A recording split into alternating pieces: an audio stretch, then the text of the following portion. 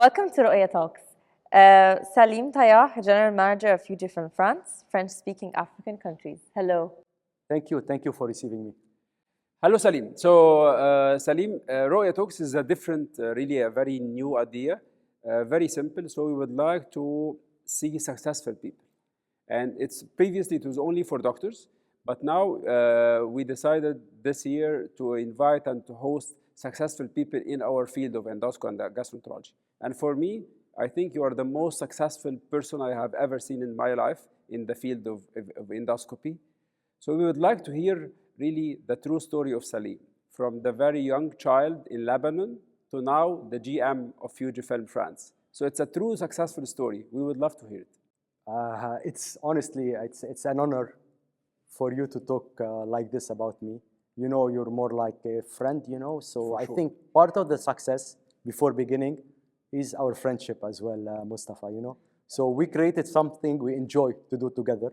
And that's how it all started, you know. So we are here because we enjoy what we are doing.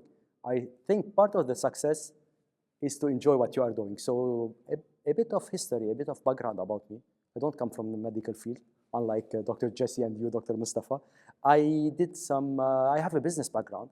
I did some studies of marketing in Lebanon, university degree. Then I had a master's degree in France of commerce and distribution. So I just juggled between French and English and Arabic, back and forth, same as my life, you know, juggling around different continents, different countries, and different products. But endoscopy remains very close to my heart because of my friends like Dr. Mustafa and all the other doctors. Yeah, so for my background, like I said, I come from a business background, and I ended up working in endoscopy by mistake, honestly, because it was, you know, I was working as a banker when I started my career, but I didn't like to sit in an office setup. I wanted to go see the world, to travel, to meet new people, this kind of thing. And like, you know, I had an opportunity in endoscopy to travel to, I think I'm very close to 100 countries now. 80% of them are during my job. So all over Africa, all over the Middle East, Europe, India recently, America, everywhere. So this was a passion for me. So this is the way I came to the medical equipment field. And in endoscopy, I started honestly from scratch, you know. So I started like learning from zero because I don't have any medical background or any biology even background. So I started attending a lot of cases, and that's the true, let's say, that's where you really learn and where you really make your personality and where you really know the product. So I started acting like a very simple, let's say, endoscopy nurse, helping the doctors, going to attend cases, especially RCP US at the beginning, because I was also working for another company handling devices. Yeah, but this is very important, Salim, and this is people maybe that they know you now, they cannot understand this. Being the GM now, first of all, a Lebanese, being a GM in France, all Africa, all French-speaking African countries. So you started very, very, very humble, helping doctors as a nurse, and this is how you learned everything.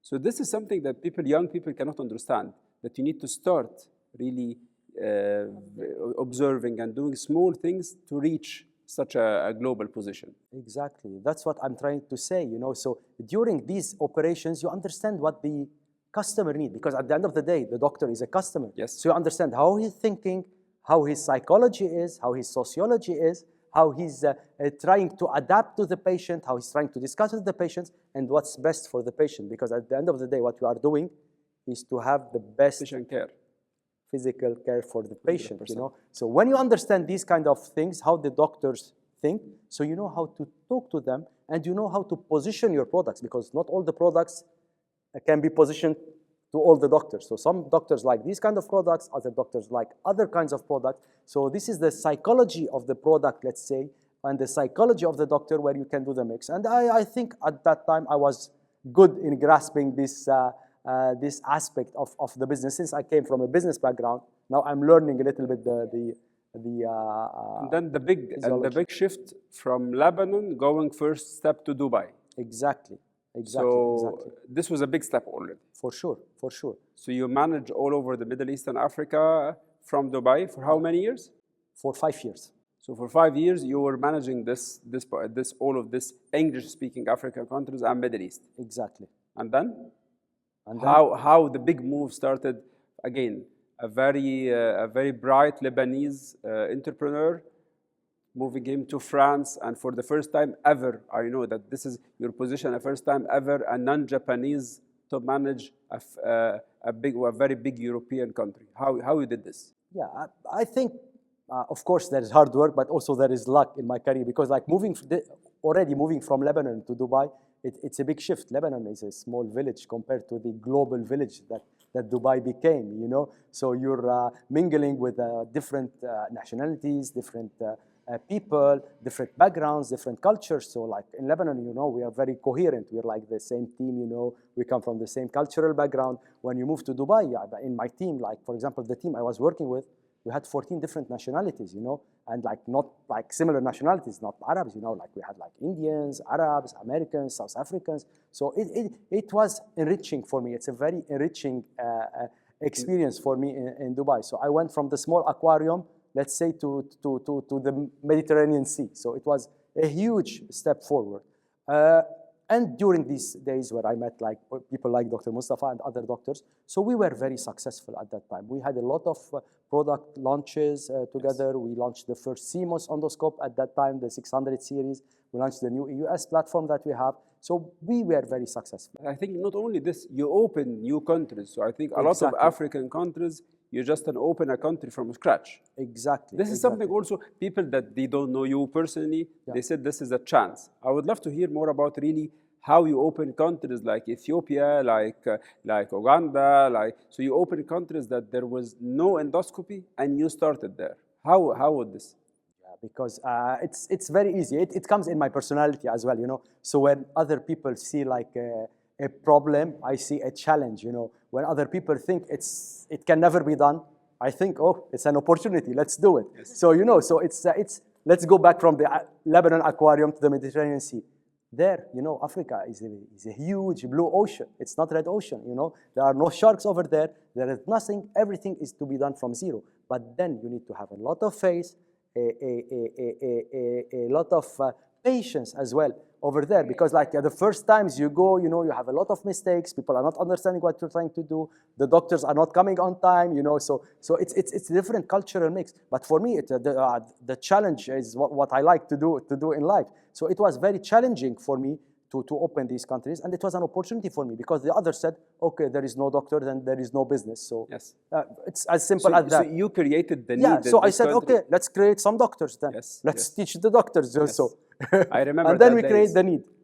And then, for me, it's a really a big honor when they decided you to move as the first ever non-Japanese to manage France. How was this big step? Yeah, so you said it, you know, Japanese and French. So it's like water and oil. They don't mix. let's be very, I'm not criticizing here. I'm being very factual. Japanese work 24 hours, you know. They have no work-life balance. So it's work is life is work. You know, they even leave their wives back home and they just focus on work.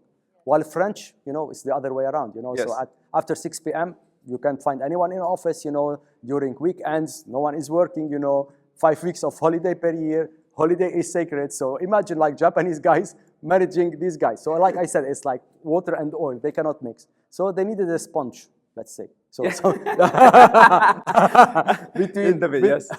That's the way to put it. So they needed like a sponge, you know, to try to mix this water and oil, you know, inside the sponge. So I was the sponge, you know. Plus, I could speak perfect French, so the Japanese, you know, but for this again, another success story, which I have seen it myself, that in Africa you open countries from scratch, but now you were leading a country which is a very well-developed, saturated country, and you were able to shift 90% of the country towards you. So this is another different success story. So how was this really, because this is another great challenge. Honestly, Dr. Mustafa, it's not easy because, you know, as a foreigner, like you said, I came by parachutes, you know. So it's not easy to come and manage. And the team, and by the way, the team in Dubai were like 20 people maximum, you know, that I was managing because I had other departments as well. In French, I arrived with a team of 440 people. Oof. Already, it's a big move. So, you know, it's like 7 or 8 times bigger team. French people, they used to use the French way. The Japanese were not getting involved in any kind of business. They're letting them do whatever they want. Plus, you come by parachute over a whole team. It's very challenging, but then I used my background, my personality, my convincing, my negotiation skills to try to go to make everybody, because the first success was to have a good team, because by yourself, like Dr. Mustafa is doing in Roeya, I think one by himself, although he's a superman, he's a super salesman, he's a super manager, he cannot do anything by himself. He needs to rely on a team. So my first objective was to have reliable persons, good team, people I can trust, people that have the same vision. And then whenever you run, let's say it's like a relay marathon. So you need, if you're tired, someone should take over and run near you or ahead of you, because if you're the only runner in the team, the other guy is not running, so you will lose the race at the end of the team. So the first thing is I try to have a very good team. I changed some members, not necessarily firing the members, changing positions of members. Somebody who was in product management, I put him in export. So this kind of, it's like management, let's say, skills. Then you said it by yourself, Dr. Mustafa. How did I succeed in France? I succeeded in France because of Africa, honestly. So Africa led to the success in France, because I was already very good in Africa. I knew what I did, especially in Ethiopia. We'll see tomorrow on the presentations, in Uganda, these new countries. So West Africa is even underdeveloped than the East Africa. East Africa, there's nothing. Imagine over there. There's nothing, minus. So it was very, very challenging to do it. But then, so I contacted the big professors in France that they don't work with us. These are guys who have been raised with our competitor, have been working with our competitors for so many years, and we didn't have access, because in France, it's not like here, they don't have time to waste. So yeah, I don't like your product, I will close the door. Even if you have a new product, new version, no, it's not a good product, I don't want. So these guys, you come from a humanitarian perspective, which is very true, So let's do a project for Africa. Let us go and teach the people in Africa. Imagine, for example, a country like Senegal, let me get, around 20 million, 25 million, no ARCP. So someone have a stone, like in Ethiopia, no endoscopy. So, and especially children over there, So, we have a big esophageal stenosis over there, because they drink these chemicals with the use for Thai. And then these kids are they have some esophageal stenosis, stricture. So they need to open it. No one can do endoscopy. So they're cutting them. Imagine 4 or 5 years old people getting a cut over here, So this will stain him for their whole life. So from this perspective, the French doctors were interested to help me on this project. What you were saying, really, I remember very well the speech of Steve Jobs when they were giving him this honorary PhD, and they asked him, what is your really big talent? Is connecting dots. And I think one of your biggest talent is connecting dots. You are very good at connecting people and connecting projects and connecting countries. I think one of the, from my personal view, one of the key success things that all over your very huge success history is you are extremely able of connecting people together and finding always a common background, like what we did. Yeah. So having French experts going to Senegal, doing things, treating patients for the patients, and on the other side, opening your market in France. Exactly. So this is, you are one of the best examples of connecting people and connecting dots. And you need also to think outside of the box, because when I went to Senegal, I didn't say I wanted to be only a Fuji project, for example, Fujifilm project. So I invited people like Boston Scientific, like Microtech. Let's go all together, to make it more vast and vague to go there, So you don't need to just be focused and think, oh, I have a company, I only have MedWork, for example. I cannot invite Boston Scientific on this kind of thing. So you need to be open, and you need to see the bigger view of things, You just don't need to be very limited to an objective or something like this. Yeah, or a project. Going back to Salim, the human being. With all of this, really, I know that you are working 28 hours per 24. So you're working, number one, I know very well, much, so everyone should know. Salim starts 4 a.m., I don't know how, and then he works, because this is something, advice you told me 10 years ago, he wake up early, he start up early, because he believes that there is, in the morning, there is a lot of rizq for anyone, and he always catch the rizq in the morning. So this is why. So how you manage your life? So 1,000 WhatsApp per day, 1,000 email per day, 1,000 call, and managing 400 people, managing now more than 50 countries. How you do all of this? I think Also a father Yeah. with a family, Exactly. and so how you manage all of this? For me, it's no. Honestly, it's not a hard question to answer. But this is how I am. So I can't really answer and explain how I am, because if I don't answer the WhatsApp within the next 5 or 10 minutes, I feel that something is wrong. Maybe it's a disease. Maybe it's ADHD or something like this. this is But I'm trying to filter it or monitor it to make it better for the job. Because like if I have some job not done, at time and hour and before something else, I cannot sleep, So I will wake up at night. I have some ideas, some crazy idea. I go create some presentation. I call some Dr. Mustafa or another Dr. Mustafa at 4 or 5 a.m. I have an idea. Let's do it. So yeah. So but this is for me. It's very simple. This is it part comes of, like this. part of But the in issue your is the genes. people who are working with me, my family. It's very hard for them as well to keep up, because like it's like let's say, I don't know if you know, like inside a nuclear reactor, you have all these atoms like flushing right and left. So I need to like really funnel it to have an idea. But always I have these atoms inside me. A very important question, Salim. So young people, they will see the young doctors and young even salespeople and young business people. They see it easy to be someone like you. So we need some advices for these people, because it's a very hard way to reach such a global position. Give some advices to young doctors and young even industry people. What will be your advice for these young people? The first advice is never rely on chance, because chance, you can have it today, tomorrow you will lose your chance. I think there is a simple path, you need to work hard, there is nothing easy, everything you need to work very hard and keep learning. Don't say, even now, I'm learning every day, even like tomorrow I prepared the presentation, I was just discussing with one guy for a ski holiday, then I got an idea from him. So every day, keep on learning, don't stick to like the things you learned at school or something like this. Remain humble, of course, always remain humble. Don't see I achieved, and never get settled like, oh, I'm already here, I achieved what I want, I'm the best sales guy in Egypt, for example. I want to remain the sales guy in Egypt. No, the world is open. And now I think the young people have much more opportunities than at our time, what they have with the access to the global internet, with the AI, with all these new technologies. It's much easier for them to reach, but let them not settle to what they are in. Whenever you settle, you start losing. So there is no peak. Whenever you settle, you reach the peak. Yes. So it's you who is limiting yourself. Don't limit yourself. That's what really, I love such energy. So our final question for you, Salim: how do you see really the next 5 years in our field, in endoscopy and gastroenterology, being one of the leaders in this field? How you see the innovation and the changes happening in the next 5 years? I think we're living in a very exciting times, let's say.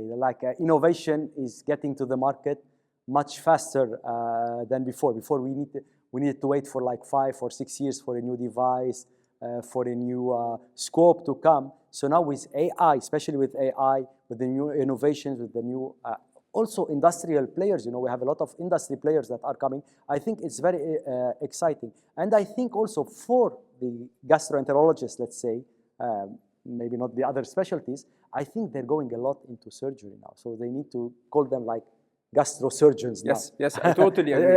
You need to change even the name of the thing, because they're doing everything that the surgeons used to do 10 years ago, Yes. So I think the surgeons should shift to something else. And I think the gastroenterology, with all the techniques they have, which is better for the patients, like we said, minimal invasive, that's where I see the industry going in the next 5 years. Okay, thank you. Thank you very much, Salim. Thanks Really, it was our honor to have you here, and looking forward for 10, 15 years together again for cooperation. Hopefully. Thank you. Thank you very much.